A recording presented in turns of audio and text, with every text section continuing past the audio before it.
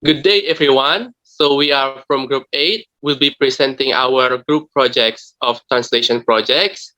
Here we will start to use that some problem that we have faced during the translating. And we also offer to you that some strategies or solutions that we use when we face the problems.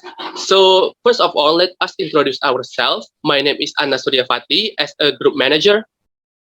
My name is Shalanda Putri as a translator. My name is Nurul Khairia as editor. My name is Rivina Delia as a proofreader. So the first problem that we face during the translating is that we lack of knowledge. Okay, next. And here I'll give you some example that I wrote from the source text, which use Malay. Semasa berkomunikasi, individu yang terlibat berinteraksi. Maklumat disampaikan, yaitu makna, melalui pilihan yang dibuat daripada sumber-sumber potensi makna, kod, dan sistem lain, dan entiti tertentu dirujuk berdasarkan bentuk linguistik yang digunakan. Orang, tempat, benda, perlakuan, hubungan, dan sememangnya, bahasa berbeza dari segi cara ia mengatur pemindahan maklumat. So in this sentences, we face that we face that the translating into Indonesian that some sentences is not related, that it's hard to understand when we translate it into Indonesian. So we offered some solutions that for you if you face this problem. The first is asking an expert, and the second is discussions. Because we are in group project, we use the second solution, which is discussions. Okay, next. And this is the results of our discussions. The first step of our translation is, selama berkomunikasi, individu yang terlibat berinteraksi. Pengetahuan disampaikan, yaitu makna, melalui pilihan yang dibuat dari sumber daya atau potensi makna, dari kode, dan sistem lain, dan entitas tertentu yang dirujuk oleh bentuk linguistik yang digunakan. Orang, tempat, hal, tindakan, hubungan, dan tentu saja bahasa berbeda dalam cara mereka mengatur pemindahan informasi. As you can see, the first draft of translation is still hard to understand, and it is not related to Indonesian sentences. It's still very raw and hard to relate to Indonesians. And after we have make a brief discussions and we make the final draft of these translations. Saat berkomunikasi, individu yang terlibat akan berinteraksi untuk menyampaikan sebuah informasi atau maksud dengan pilihan yang dibuat dari suatu petunjuk atau maksud tersembunyi dari isyarat atau petunjuk lain dan entitas tertentu yang dinyatakan oleh bentuk linguistik yang digunakan. Orang, tempat, hal, tindakan, hubungan, dan bahasa yang berbeda saat mereka berkomunikasi.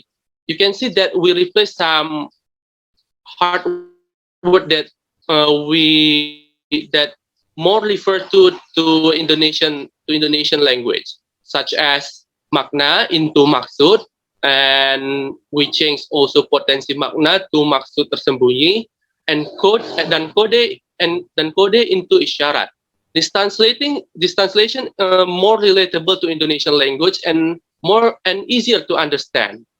Okay, that's all for the first problem that we face and the solutions.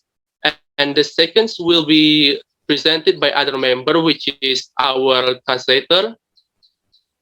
And for Yolanda, that please present your presentation.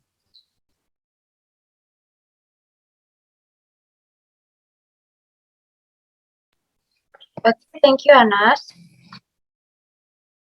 I will explain the problem as I face as a translator in this book. Translation and Translating Theory and Practice by Roger T. Bell for Part A on page 109. Here the example, I take it from the first paragraph in the source text. From this paragraph, the problem is how I should translate this paragraph into a target language in Indonesia. So the solution or the way I do to translate the paragraph is by book that has been translated into Malay. The book helped me a lot because the Malay language is very familiar with Indonesia. So there are some words that I found in Malay, which are fitting compared to the original translation that I directly took from the dictionary. The second, the dictionary. Both online and offline dictionaries are helpful for finding words that I didn't know before. And the last discussion, I had a discussion with members within this group to find the best result that I can do. Here the result of the translation in the paragraph will be in the form of as in this first draft. Here I translate this using English to Indonesia without any change. So that are some words that are much better changed in order to better understand the meaning. From this draft, I try to connect it with the existing Malay language so that there are some words that are changed so that the reader can be understand the result of the translation. As you can see in the first and the final drafts, there are red words that I have changed to a blue words as a form of refine of the translation that I did. As I say, terminologi that changed into istilah dan kalimat bawahan that changed to dengan kalimat, and also ucapan becomes ucapan subordinate. So here are the result of the translation, which I'm ready to give to the editor, so that is can be improved for the better. Furthermore, the presentation will be presented by Nurul Karia as editor.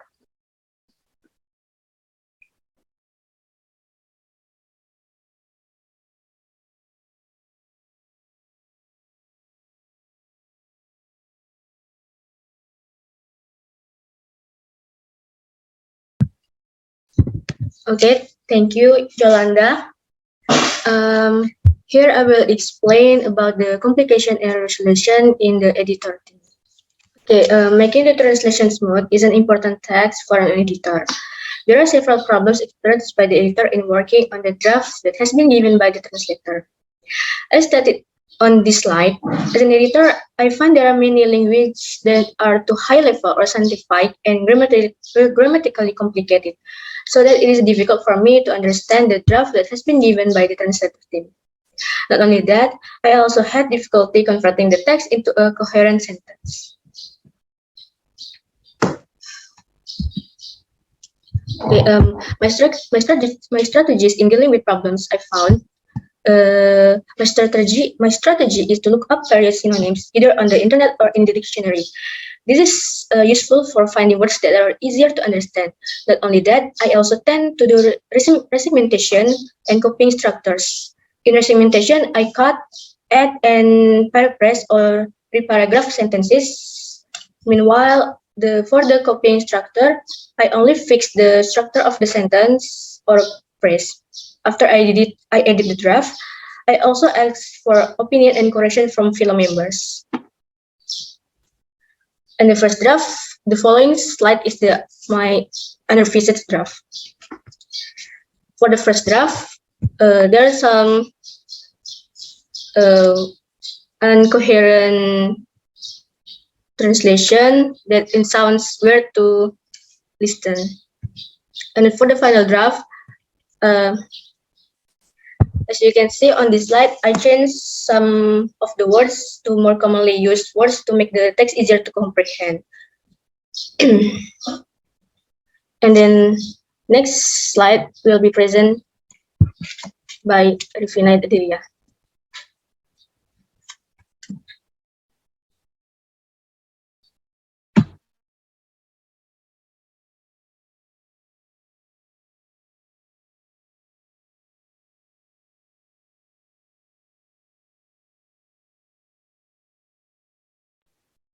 So I want to share about the problems and the solution as a proofreader.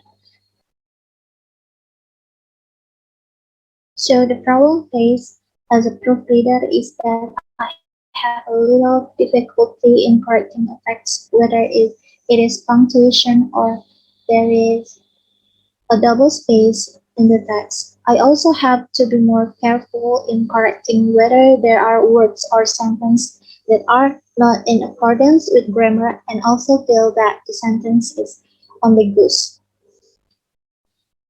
So for the solution, I often reread the edited text in detail and slowly, that where I often find the wrong punctuations mark that I'm missing during the editing process. Then the next solution is discussion with other team.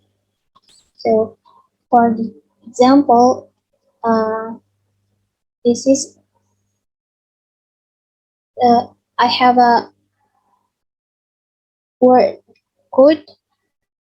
As you can see here, I changed the word kode to ciri, and then the sentence ekspresi dan pemahaman makna.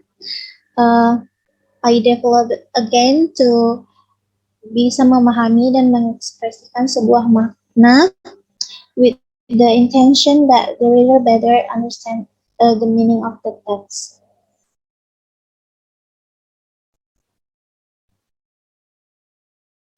So